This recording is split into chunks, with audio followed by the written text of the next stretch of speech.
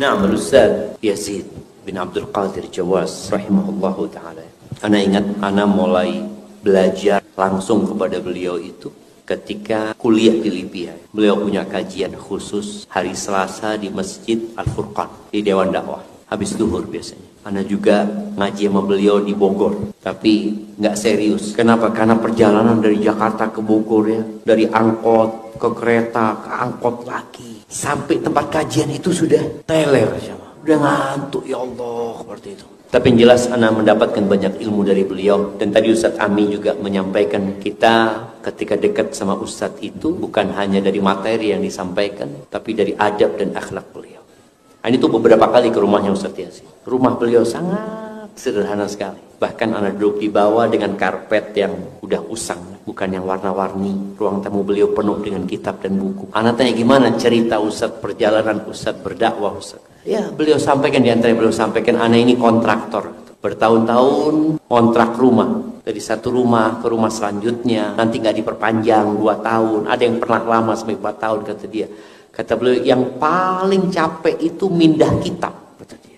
Ini menunjukkan bahwasanya beliau terus belajar, nggak pernah berhenti belajar. Dan beliau itu lembut orangnya, suka bergurau. Ketika anak datang ke rumahnya, dia ngomong sama anaknya, nih, Ustadz artis. Ente itu jangan foto-foto terus, kata Ustadz, ngomong sama anak. Itu Ustadz, bukan artis, kata dia. Siap Ustadz, makanya jangan foto-foto terus sama anak. Rahimahullahu ta'ala. Sama Ustadz Fathi juga sampai terakhir ya. Anak kalau mau cerita beliau panjang ya, karena waktu kita sini nanti insya Allah kalau ada waktu, karena udah malam. Tapi enak cerita kalau sebelum tidur sebenarnya. Sampai terakhir anak ke sana, anak ngomong sama Ustadz Yazid, Ustadz, anak mau bawa istri anak Ustadz ke rumah Ustadz. Kenapa? Supaya istrinya belajar sama istri Ustadz bagaimana sabarnya menghadapi perjuangan seorang Ustadz. Bagaimana suaminya dihina, suaminya dimaki, bagaimana suaminya diusir, kan hati istri gitu ya.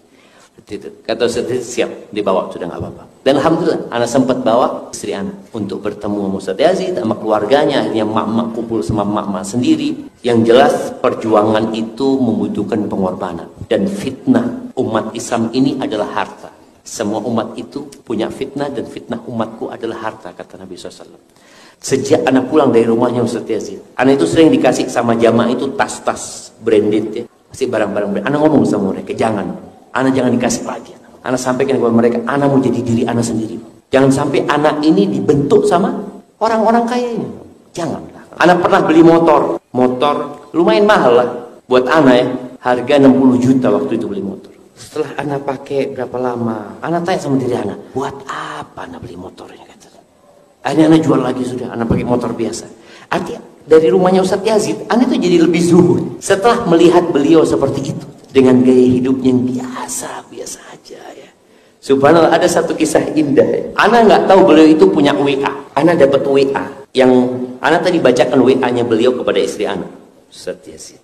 Ini WA beliau pertama kali ke Ana setelah beliau punya handphone yang bisa buat WA. Sebelumnya nggak pernah. Beliau mengatakan, Assalamualaikum Ustadz Syafiq, bagaimana kabarnya? Nggak ada namanya, Ana kan nggak tahu. Ada kabar yang beredar yang mengembirakan. Katanya ente nikah lagi. Ini Ustadz Yazid sama. Apakah berita itu benar? Anak nggak jawab, cuma anak nggak tahu nomor siapa. Beliau besoknya WA lagi. Bagaimana Ustadz Syafiq, bisa dijawab pertanyaan anak? Yang tanya orang tua, dijawab dong. Subhanallah jamaah. Anak kan nggak tahu nomor siapa ini ya. Akhirnya anak jawab, doakan maka Allah berkahi. Anak ngomong gitu. Terus beliau doakan anak. Cuma dia nggak tahu, belum tahu. Beliau doakan barakallahu lak wa barak alaik wa jama'a bainakum fi khair. Ini doa beliau. Mudah-mudahan Allah Ta'ala berkahi pernikahan antum dan melimpahkan keberkahan kepada antum dan mengumpulkan kalian berdua dalam kebaikan. Mudah-mudahan Allah Ta'ala memberikan kebahagiaan, kerukunan dan kelanggengan dengan kedua istri antum sampai negeri akhir. Mudah-mudahan Allah Ta'ala berkahi pernikahan antum dan dilimpahkan keberkahan, sakinah, mawaddah, warahmah, dan diberikan keturunan yang soleh dan solehat. Diberikan kelanggengan dalam kecintaan dan kebahagiaan dengan kedua istri antum dan diturunkan barokah dan rahmat dalam rumah tangga antum. Allahumma amin. Lalu beliau tulis di bawah, dari Yazid bin Abdul Qadir Jawas. Anak kan terlalu banyak yang WA aja, anak nggak baca. Terus beliau WA lagi, Syafiq, ente kok nggak di WA? ente kok di WA nggak jawab-jawab apa? Kata beliau, Masya Allah Zat, karena baru ngeh kalau ini ternyata beliau yang WA. Maka ana minta maaf sama beliau, rahimahullah ta'ala. Ana itu punya banyak dosa sama Ustaz Yazid. Jadi kalau cerita tentang Ustaz Yazid ya, dari sisi keilmuan, beliau termasuk yang memotivasi ana untuk belajar dan terus belajar. Kemudian dari sisi adab dan akhlak beliau, subhanallah, beliau orang yang sangat terbuka dengan kritik. Beliau ketika mengkritik, salah satu yang dikritik itu kajian di hotel ini.